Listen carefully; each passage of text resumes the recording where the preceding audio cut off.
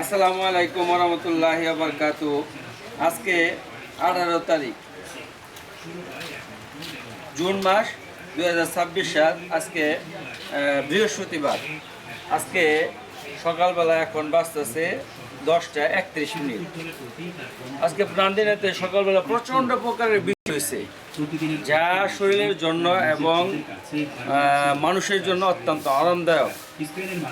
কারণ অতিমাত্রায় যদি তাপদাহ হয় এবং অতিমাত্রায় যদি খরা যদি হয়, তাহলে মানুষের যে বাসযোগ্য যে পরিবেশ, এই পরিবেশটা মানুষের ব্যালেন্স করতে অনেক ধরনের সমস্যা হয়ে যায়। সেই জন্য আমরা যত পারি বেশি থেকে বেশি গাছ লাগাবো। কারণ গাছ যত বেশি থাকবে তত বেশি পরিমাণ বৃষ্টি হবে। আমাদের এই জায়গাতে দেখাও, এদিক ক্যামেরাটা, এদিক কত বড় বড় গাছ লাগাইছে, গাছগুলো দেখাও ঘুরে ঘুরে, কত বড় বড় গাছ লাগাইছে।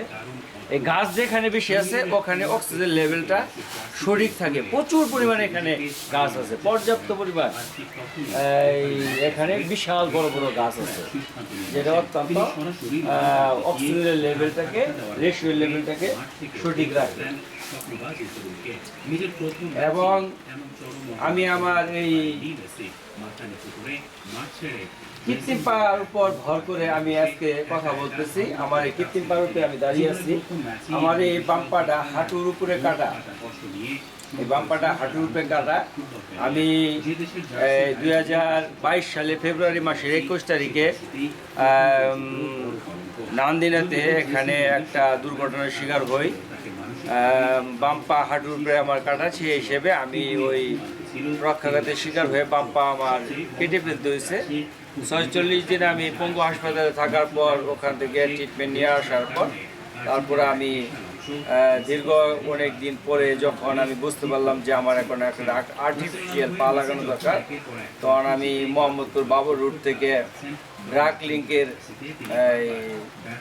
অটো বুকের জার্মানি অপরূপের কৃত্রিম পা প্রতিস্থাপন করি। তো যাদের যে কোনো কারণে, দুর্ঘটনার কারণে অঙ্গহানি ঘটছে, অবশ্যই আপনারা কৃত্রিম পা প্রতিস্থাপন করতে পারবেন। এবং কৃত্রিম পা প্রতিস্থাপন করলে চলাফেরাটা অনেক সহজ হয়।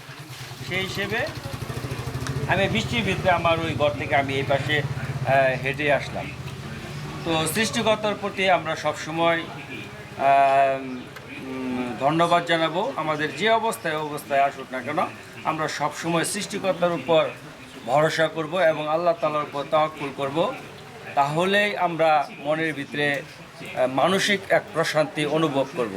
সেই হিসেবে আমরা মানবিক হব, মানুষের প্রতি কোনো অন্যায় করব না, পারলে মানুষের কল্যাণ করব।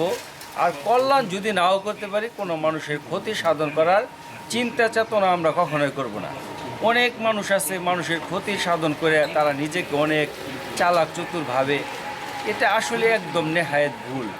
কারণ মানুষের উপকার করে সেটা যে তৃপ্তিটা পাওয়া যায়, মনের ভিতরে যে প্রশান্তি লাভ করে, মানুষের ক্ষতি করার পরে সে নিজেই তার পালপিটেশন, হার্টবিট, পালস এগুলো বাইরে যায়।